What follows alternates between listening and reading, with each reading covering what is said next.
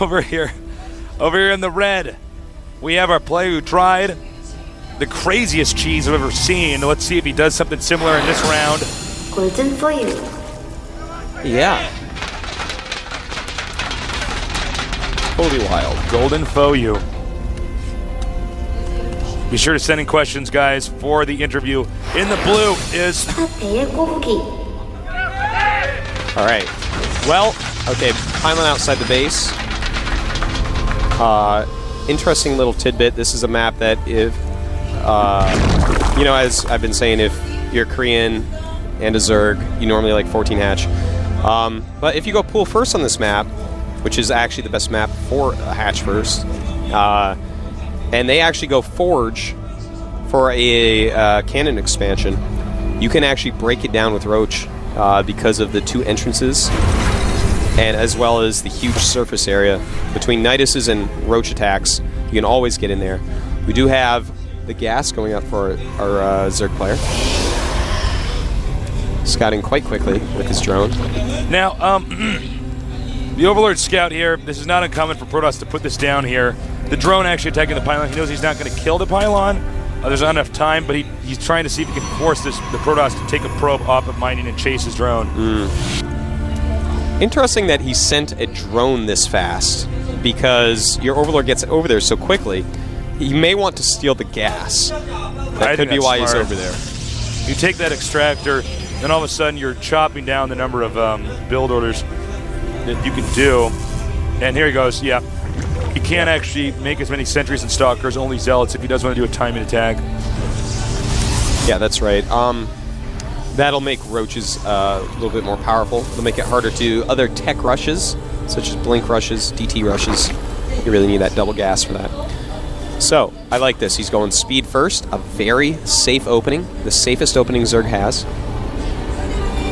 Getting the Zergling speed allows you to get rid of any scouting probes really easily. Yeah.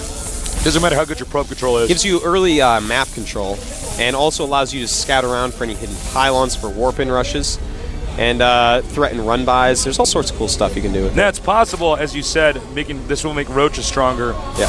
By the way, he's definitely wants to get that gas back. He's actually taking 4 probes. That's a lot of minerals lost. Yep.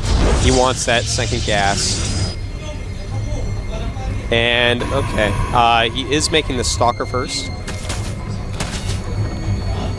But he is getting a second gas. Now, he could get Roaches here and just attack if the Protoss decides to fast expand, which I think most other Protoss players would have done in this case. This guy's not going to. He's committed to 1 basing. Yeah.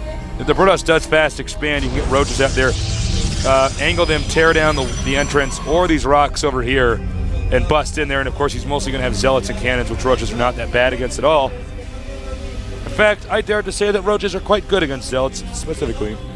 Yeah, they quite are. Well, all right, interesting build. Despite having his gas stolen, our Protoss player is electing to go Stargate. I do think it's going to be the 3 to 4 Phoenixes and then move out type of Stargate. It's a scary one for Zerg to deal with. And in fact, in the past week and a half on the Korean ladder, we've seen a lot of Protosses actually using Starport tech a lot more. Or Stargate, rather. Normally after expansion, sometimes like this, though. And it's just good because of the current, you know, there's so many Roaches out there, and it forces Hydras. And, of course, Hydras can be countered extremely strongly with the Colossus. Yeah. Now, we do have a Void Ray. Void Ray first. Perhaps he predicted Roaches like I thought. And that is a Roach Warren. So, and we don't have even we do have a second queen, but there's no creep connecting the main and the natural. That's something you have to do, is lay some extra creep tumors. He's going to get a Twilight Council. He may go for Blink after this. Yeah, he could go for Blink. He also could go for Dark Templars. Oh, yeah, it's true as well. Yep. Now, note, we don't normally see people Void Ray rush if their gases are stolen because they get the Void Ray out later, but it still has an element of surprise because with 2 smart players, you never expect them to do something that's not as efficient. Now, the second queen is walking up ever so slowly from the expansion. And yeah, you're not going to get away like that. I don't even know why he's not attacking, yeah. Transfusion, maybe? Nope. No energy yet. Now, this is why you always need creep in between your main and natural. A lot of people try to, you know, just get those extra injects. You can't even spend all the larvae that quickly. So, you know, it's something that more players need to. And it is going to be a blink play. rush. He's going to force him because he doesn't know if a second Void Ray is about to pop out, so he's going to have to make spore colonies, spore crawlers, excuse me. You know, get extra queens and all that. And then what's going to happen is he's going to come in there with a bunch of stalkers and blink around. That's right. Now notice that our Zerg player, he's like, oh, there's Void Rays. I need creep in between my main and my natural. There you go. Getting a Hydralisk in too. Now this is interesting that he's actually going for a blink rush after a Void Ray, because a Void Ray is going to force Hydra, and Hydra's really kind of what you want to go to hold the blink rush. Burrow Roach can sometimes work, but Hydras are going to be the unit's best at fighting off Mass Stalker. So kind of interesting the choices that we're seeing here. I'm not saying they're necessarily bad in this case. Especially considering he's forced some Spore Crawlers. Now is the moment. Oh man, this timing I think is going to just straight up kill our Zerg player. He's punked this Zerg pretty hard, I think. Yeah. Because this is like such a kind of weird build. Normally, the Zerg actually thought that there was no way that the Void Rays would be coming. Wow, this is so good. I'm like so impressed. This natural base is, for all intents and purposes, going to go down. Thing is, with the Void Ray there, that's going to help quite a bit. Yeah. You know, normally this is a much a map that Zerg really wants to play against Protoss on, but is really abused the Zerg player this game. Golden's in a lot of trouble here. Remember, he can just blink back the ones that are getting hurt. There's almost no way to stop this because Zerg prepared for something that basically wasn't going to happen. Yep. The single Void Ray does go down. Has a decent amount of Hydras, but no. I mean, I don't think this is going to be enough. He's up to the Stalker micro, yeah. Yeah. Look at that. The drone's even coming out. Just not enough Hydras right now. And Golden not going to be happy about this, man. Looks Golden like, probably not feeling Golden, probably feeling more like lead or something like that. He may want to wait for the shields to go back up. He has a lot of hurt Stalkers out there in the front. He has stopped mining at this expansion. That's one thing going for him. Yep. He is getting a little bit of gas, and actually, Golden may hold this. This is actually quite astounding. You know, he's getting a little bit overzealous with these Stalkers, not waiting for his shields to come back. And so he's losing a few more than I thought he was going to here. He needs to focus fire that hatchery and then run away. Here come the Hydras. Does he have enough Stalkers to take them out?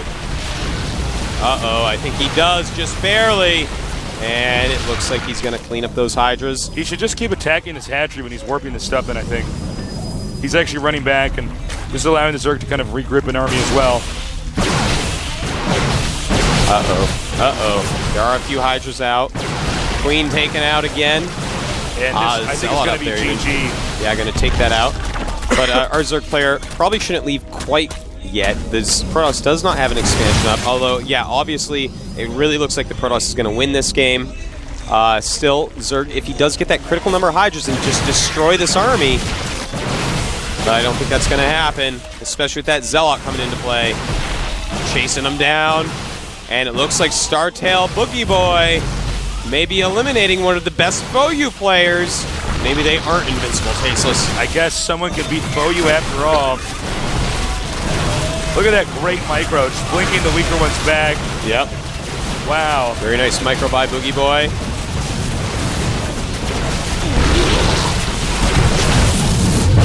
Oh man, just not mining anymore. All right, expect GG any second. That's right. Because this game's over. Zerg does not have any drones, or doesn't have enough drones. GG. Golden Foyu. Wow. Eliminated in the round of 32 despite being one of the best Foyu players, and Boogie Boy is gonna move on. Boogie Boy is damn good. That was a nice rush. He really microed it quite well. He took a map that a lot of Protosses don't want to play against Zerg on. I think that's, in fact, the Protoss' least favorite map against Zerg. A lot of them do like to thumb it down in the old system of the GOM maps. And he created a nice build there. Went in with the Void Ray, harassed, kind of forced some stuff, you know.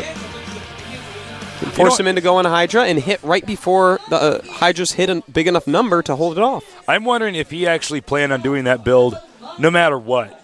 because he did put so many probes to attack that extractor to get it back. That I think you're right, Tasteless. I think he did. He was like, okay, no matter what, I'm doing this build.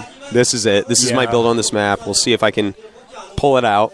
Really use that high ground above the natural to good effect. If he had engaged anywhere else, I feel like the Zerg may have had a better chance to hold it off. Yeah. Well, interesting games. Definitely educational. Man, the first game and the second game, so much trickery, so much tomfoolery. Yeah, man. So many sneaky strategies that I'm really impressed. I really enjoyed that. Hope you guys submitted some questions so that we can ask them. Yeah. We're going to be interviewing Boogie Boy from StarTale in a few minutes here. But, Golden is out. I felt like we were going to see Golden get further after watching the Zerg vs. Zerg games versus OGS The Wind. An S-class player got pretty manhandled by Golden. No kidding. So I'm a little bit surprised about this. Well, it's just weird because I finally saw somebody from FOU lose a game. Yeah. I thought they were just all going to, we got nothing but 8 FOUs in the final 8, and they just, all quit and split the prize money or something. But I guess apparently a FOU can lose. Up next, we have TSL Rain against NSP Genius. That's Next Genius. I guess he's wearing his NSP clan. So Next Genius, this is going to be pretty awesome. TVP. We're going to have, of course, an interview from Artosis with our winner from that series, Boogie Boy. Okay. Thanks to our sponsors, Sony Ericsson, and thanks everybody for tuning in. Spread the word for that brief break. Get on your messenger, get on the forums, and tell your friends to tune in because it's live right now. So tell them to watch. We'll be back soon.